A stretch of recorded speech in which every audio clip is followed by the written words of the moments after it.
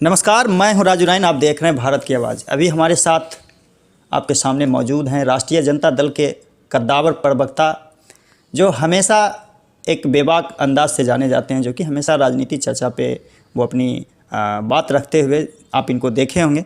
तो सर का नाम है जयंत जिज्ञासु। तो सर, हमारे चैनल पे बहुत बहुत स्वागत है। बहुत शुक्रिया आपका।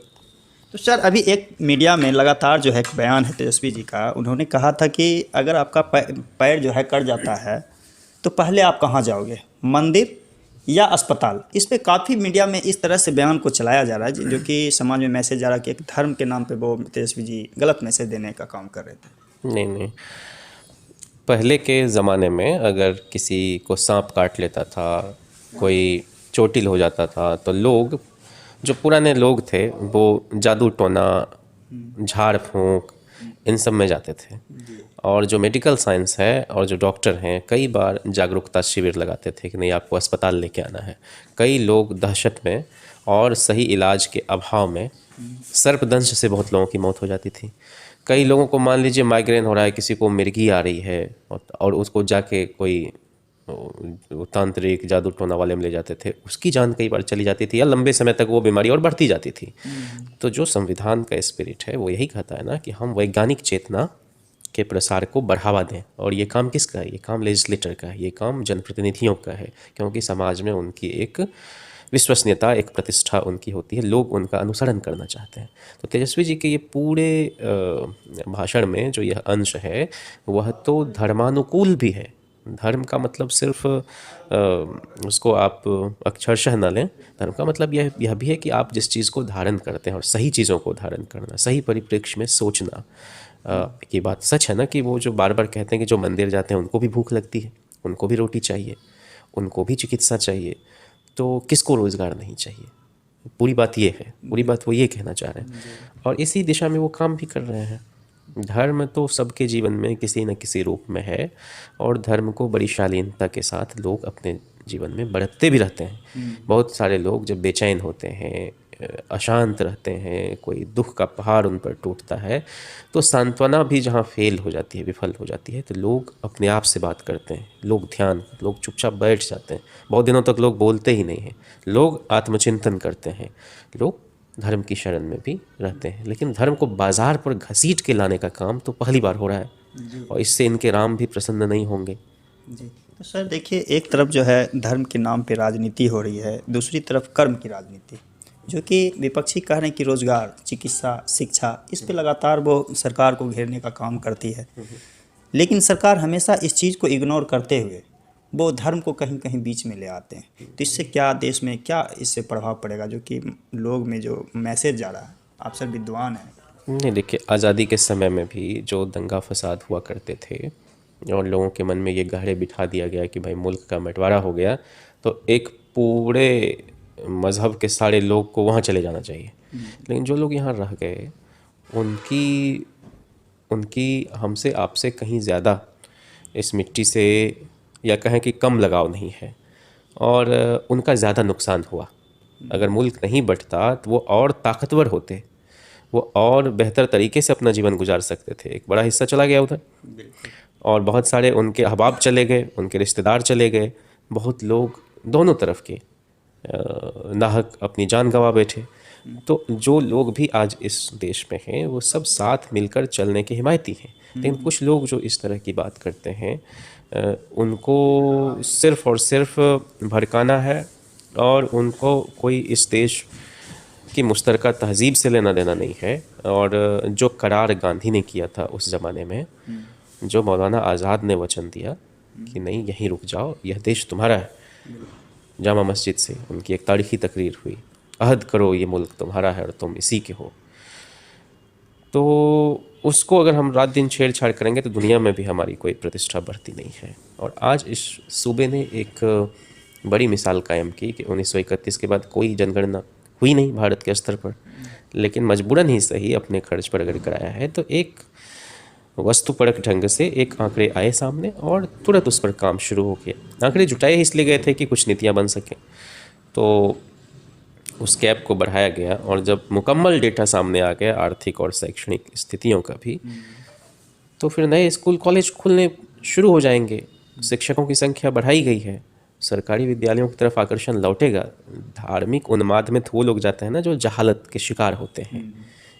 किसी भी बीजेपी के मंत्री का बेटा थोड़े दंगा फसाद में इन्वॉल्व होता है, या उनके परिवार का कोई सदस्य। मारे जाते हैं गरीब लाचार बेबस लोग। देखिए सर, अभी जो देश में धर्म की राजनीति है, धर्म की बात जब करता हूँ तो एक मेरे माइंड में एक बात याद आ गया है, जो कि श्री कृष्ण भगवान जी अपने भक्त से कह रहे थे कि जो आप लगातार हमें फूल का चढ़ावा दे रहे हैं भगवान के सामने, आपके सच्ची श्रद्धा अगर मेरे में है तो आपके बगल में जो पड़ोसी भूखा रहा, आप सबसे पहले उसको खाना दें और आप उसका सेवा करें, तभी आपका जो जो चढ़ावा है वो सच्ची और कामना निष्ठापूर्वक होगा।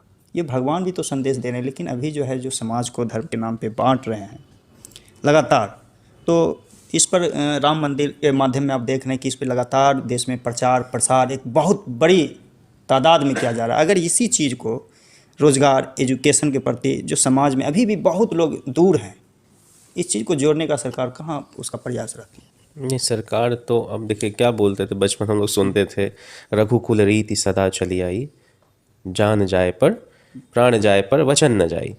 तो वचन तो दिया था 2 करोड़ रोजगार का, 15 लाख हर घर में हो जाएंगे। तो वचनबद्धता से तो कोई लेना देना नहीं। भले पहले घोषणा पत्र कहते थे, उनको आजकल ये लोग वचन पत्र कहते, कोई संकल्प पत्र कहता। तो नाम जो भी बदल दीजिए, लेकिन आप ठीक कह रहे थे कि धर्म के आधार पर राजनीति होगी कि कर्म के आधार पर राजनीति होगी। तो कर्म करने वाले लोग ये अकर्मण्य लोग हैं नहीं, तो इसलिए इस तरह की बातें करते हैं। लेकिन कल ही एक साथी से बात हो रही थी, रविकांत जी से, तो बोले कि अगर कोई बीमार पड़ जाए, आपको रोज़गार चाहिए, तो थोड़े कहेगा refer to Ayodhya Dham. Cancer हो गया, थोड़े कहेगा रेफर टू अयोध्या धाम। नहीं, हर मर्ज का इलाज तो अयोध्या धाम नहीं ना है। वो एक धार्मिक स्थल है, लोगों की आस्था है, वहाँ लोग जाएं आएँ, उसमें किसको ऐतराज़ हो सकता है? ऐतराज़ इस बात पर है कि आप हनुमान चालीसा जाकर पढ़ेंगे मस्जिद के पास। लालू जी ने कहा कि इरिटेट किया जा रहा है लोगों को। अरे भाई, कुरान शरीफ पढ़ना है तो आप मस्जिद में पढ़ो, इबादत देने जाना है तो मस्जिद में जाओ, पूजा करना है तो मंदिर है उसके लिए, गिरजे हैं, गुरुद्वारे हैं, बौद्ध विहार हैं, सबकी उपासना पद्धति के लिए स्थल बना हुआ है। आप क्यों किसी को चिढ़ाने उकसाने का काम करते हैं? तो सर अंतिम सवाल है सर, 2024 में आप राष्ट्रीय जनता दल के राष्ट्रीय प्रवक्ता हैं, तो अंतिम सवाल है 2024 इलेक्शन पर आप क्या कहें? हम लोग इतनी बात जो किए हैं वो सब दूसरे लोग क्या कह रहे हैं कर रहे हैं उस पर बात कर रहे हैं। अब यही राजनीति है। हम इसके ठीक उलट की राजनीति करना चाहते हैं और कर रहे हैं। दुनिया में किसी भी देश के किसी भी सूबे में 1 साल में 4 लाख 4.5 लाख नौकरी आज तक कहीं नहीं मिली होगी। मिली होगी तो आप बताएं, जानकारी जुटाएं। तो यह तो एक संकल्प को पूरा करने का एक हमारा जो दृष्टिकोण है उसको दिखलाता है।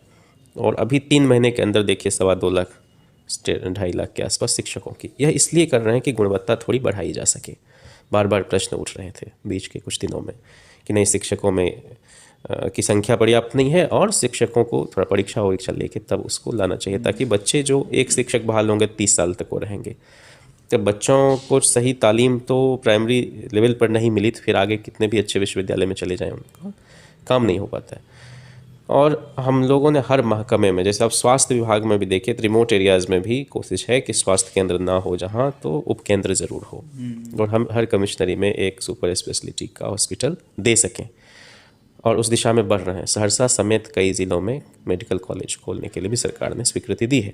तो हम समझते हैं कि आदमी पैदा लिया है तो वह स्वस्थ भी रहे, तो एक तो स्वास्थ्य, दूसरा फिर उसको तालीम भी मिले अगर ज़िंदा आदमी है इस धरती पर, तो शिक्षा, और फिर कृषि और पशुपालन पर इस देश की अर्थव्यवस्था लंबे समय से चली आ रही है। तो हम किसानों को थोड़ी राहत दें, क्योंकि किसानों का आकर्षण अब खेती की तरफ नहीं है। क्यों नहीं है? कि लागत मूल्य जितना वो लगाता है उतना भी उसको हासिल नहीं हो पाता है, तो घाटे का सौदा हो गया किसानी। और लोग पैदावार नहीं करेंगे, नहीं बढ़ाएंगे, तो फिर से खाद्यान्न का संकट होगा। जैसे अमेरिका की तरफ आपको टकटकी लगा के रहना पड़ता था, और फिर उसकी तमाम तरह की जो मोनोपोली है उसको आपको, उससे फिर आप हथियार खरीदिए। तो यह जो गरीब मुल्क है और बड़ी मुश्किल से खड़ा है खुददारी के साथ, तो उसके नागरिकों को हर सुविधा मिल सके। तो 24 का पूरा चुनाव हम एक तरह से काम के आधार पर और फालतू की चीज़ों से इकट्ठे रहकर हम लड़ने जा रहे हैं, और निश्चित तौर पर इंडिया बेहतर प्रदर्शन करेगा। लोगों की अपेक्षा भी यही है कि सब लोग एकजुट रह के इसको धक्का दें, क्योंकि अब देख रहे हैं बिहार में बहुत शानदार काम हो रहा है, झारखंड में सरकार है, आप चले जाएं पश्चिम बंगाल में है, केरल में सरकार है कम्युनिस्ट साथियों की, वहाँ तेलंगाना में सरकार भी बनी है, हिमाचल प्रदेश में सरकार है, आपका डीएमके स्टालिन की, करुणानिधि जी की रिवायत वाली जो पार्टी है, या द्रविडियन मूवमेंट की, वहाँ स्टालिन है, कर्नाटक में सरकार है। तो इंडिया ब्लॉक की सरकारें ठीक ठाक जगह पर हैं। और जहाँ कहीं इस बार के चुनाव में थोड़ी शिकस्त मिली है 5 राज्यों में, जहाँ छत्तीसगढ़ उम्मीद कर रहे थे कि बेहतर करेंगे, वहाँ भी लोकसभा चुनाव में ठीक ठाक करने की कोशिश करेंगे। तो लालू जी ने एक शुरू से ये कोशिश की कि हम बीजेपी को नहीं आने देंगे, तो उनके कमिटमेंट के चलते आज तक यहाँ बीजेपी नहीं है। तो हमारे यहाँ गठबंधन में बहुत समन्वय के साथ लोग काम कर रहे हैं, और विनेबिलिटी देखकर सही प्रत्याशी आपके सामने होंगे। और अन्य अन्य जगहों पर भी सब लोग गंभीरता से इस चुनाव को ले रहे हैं, क्योंकि इस चुनाव में हम अच्छा करेंगे तो हम खोए हुए मूल्यों को वापस ला पाएंगे और देश संविधान के हिसाब से चल सकेगा। संविधान कोई निर्गुण बात नहीं है। 19 में सब जगह ये बात कहते रहे हम लोग, जनता को समझ में नहीं आया कि है क्या संविधान जिसके बारे में कह रहा है कि ख़त्म हो जाएगा। संविधान यही है कि भाई रेलवे यातायात का सबसे बड़ा माध्यम है, जन यातायात का। वहाँ रेल बजट पेश होता था तो लोगों की नज़र रहती थी कौन नई ट्रेन मिलेगी, कहाँ जो है दोहरीकरण होगा, कहाँ कुछ यात्री किराए में घटाया जाएगा। लेकिन पूरा रेल बजट ही समाप्त कर दिया, और रख रखाव जो है स्टेशन का वो निजी हाथों में दे दिया। अब वंदे भारत जैसे कुछ निजी ट्रेन चलाई जा रहे हैं, निजी ट्रेन है ना वंदे भारत और इस तरह के, और रात दिन एक्सीडेंट ही हो रहा है। तो सुरक्षा पर, ट्रैक की सुरक्षा पर, रेलवे की सुरक्षा पर जो खर्च भारत सरकार करती थी उसमें भी कटौती कर दिया। तो ये उद्योगपतियों को जो दिया जा रहा है पूरे देश का संसाधन, वह एक तरह से फिर ईस्ट इंडिया कंपनी को जैसे यहाँ का मौका मिला और उसने देश को गुलाम बनाया। तो बहुराष्ट्रीय कंपनियों, हम ये नहीं बाज़ार के खिलाफ हम नहीं, लेकिन बाज़ार का इतना दखल नहीं हो जीवन में कि भाई आम लोगों की कोई सुने नहीं। विश्वविद्यालय खोलना, अच्छे विद्यालय खोलना, यह सरकार का काम है। और आप कहेंगे कि नहीं निजी विश्वविद्यालय में क्या परेशानी है, तो फिर गरीबों के बच्चे तो नहीं पढ़ पाएंगे ना शोका में। सर एक चीज़ और है कि जैसे आप लोग विपक्ष में हैं, आप लोग सरकार से आलोचना लगातार करते रहते हैं उनके कामों पर। तो जैसे IMF का रिपोर्ट है, मोदी सरकार के रीजन में जो लगभग 150 करोड़ लाख रुपया जो है अपने रीजन में वो कर्ज विदेश से लिए हैं।